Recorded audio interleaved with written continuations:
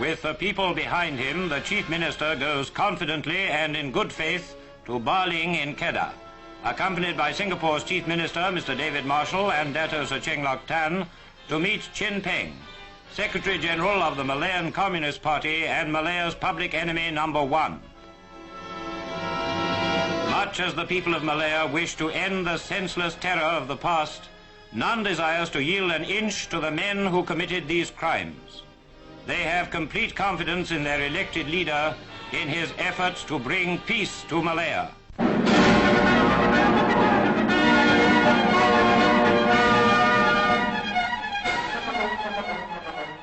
The eyes of the world turned for a fateful 2 days on Baling near the Thai frontier for talks between government representatives and communist terrorist leaders. As the chief actors in the drama arrived, hopes ran high, not only among the Baling townsfolk, but among all the people of Malaya, that by some miracle the communists would repent of the evil they had done and surrender for the good of the country. The whole town flocks to the school, which has been prepared as the conference room to watch the chief ministers arrive. Tunku Abdul Rahman and Mr. David Marshall are as one in their attitude to communism, supported by Sir Cheng Lok Tan. They are prepared to give the communists a fair hearing in the hopes of a peaceful settlement.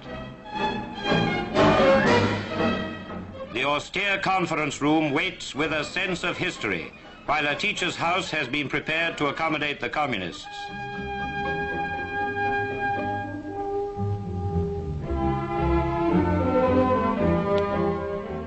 There is little ceremony in the arrival of the communist delegates.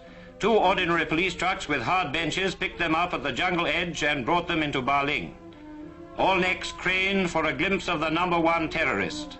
There he is, that's him. Peng, directly responsible for a brutal 7-year campaign of murder and terrorism against the ordinary people of Malaya.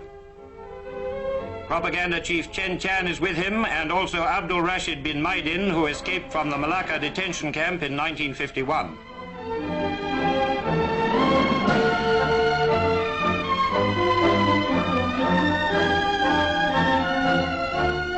Nearly 100 pressmen and photographers wait expectantly as the talks are about to begin. The government delegation is confident, as well they might be, led by elected chief ministers with every right to speak with authority on behalf of the Malayan people.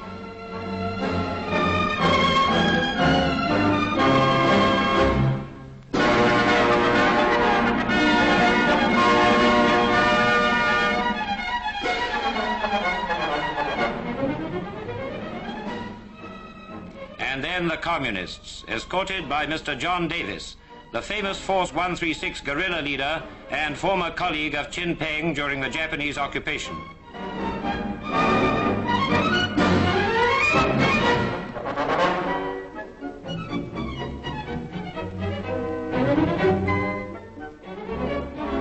However starved his rank and file may be, it's obvious that the boss has been living well in his Siamese hideout.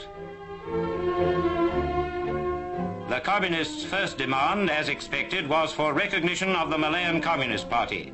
This was flatly refused. They then demanded complete freedom for all terrorists should they surrender, and the right to form a new political party. These demands were also turned down.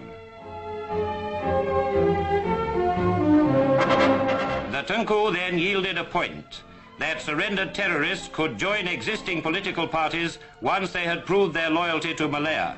But further he could not go without imperiling the country's security. The crowd and pressmen waited tense while the talks went into night session. But the communists refused to accept the amnesty terms. The amnesty means surrender, they said. We will not accept surrender at any time. We will carry on the struggle to the last man. Thus proving beyond dispute that in their lust for power, they have no care or feeling for the ordinary people who long for the end of terrorism.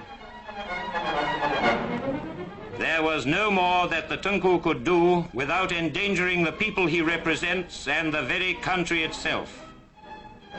So the communists returned to the jungle to continue their war, or to think again, certain of one thing, that they are now dealing with the people's representatives. Meanwhile, the chief ministers give the press a full account of what happened, freely answering all their questions. The Tunku declined to call the unsatisfactory outcome a breakdown. He is confident that the communists are so anxious to end the war that they will be ready for further talks when he returns from London. "I will never give in," he told them, "and the people of Malaya are with him."